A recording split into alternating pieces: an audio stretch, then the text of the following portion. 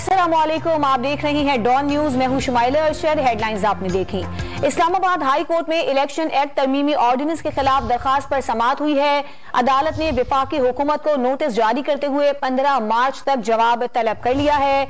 Ordinance के जरिए act में तरमीम की गई, कोई इमरजेंसी नहीं थी। दरखास्त में यह मौक़िफ़ इख्तियार किया गया है। इसके अलावा यह भी कहा गया है कि जब पार्लियामेंट मौजूद है तो ऐसी क्या जरूरत पड़ी थी कि ऑर्डिनेंस लाया गया।